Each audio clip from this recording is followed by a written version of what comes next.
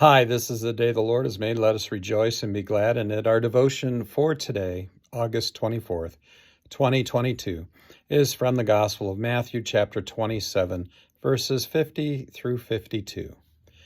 And Jesus cried out again with a loud voice and yielded up his spirit. And behold, the curtain of the temple was torn in two from top to bottom, and the earth shook, and the rocks were split. The tombs also were opened, and many bodies of the saints who had fallen asleep were raised.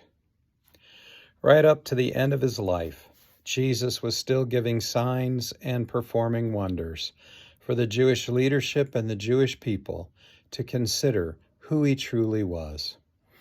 When Jesus had died hanging on the cross, when his spirit had been yielded up from his body, several things happened at once.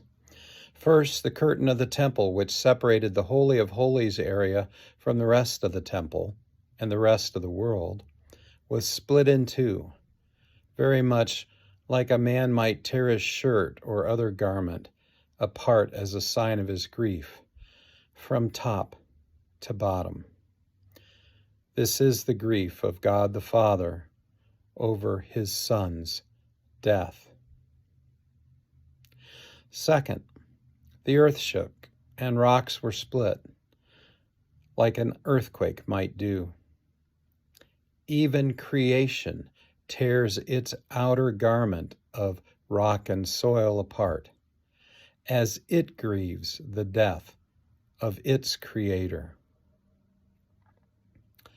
Third, as the earth shakes, tombs are also split open, and the bodies of the saints resting in those graves are awakened from their sleep as they are raised to life from death. In his death, even nature grieves, and in his death, the promise of eternal life is lifted up for all with eyes to see. This Jesus truly was something more than a man.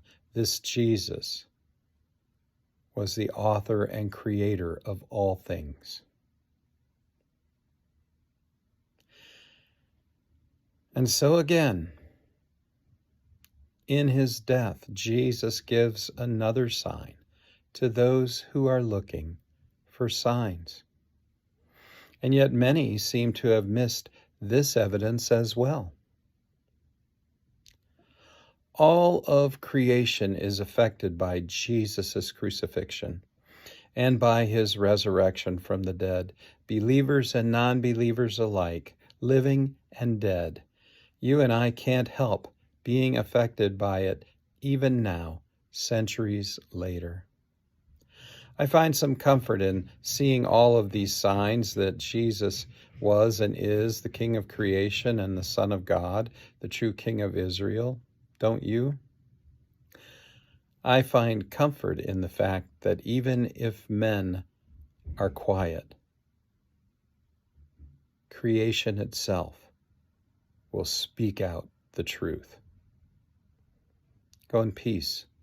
Serve the Lord.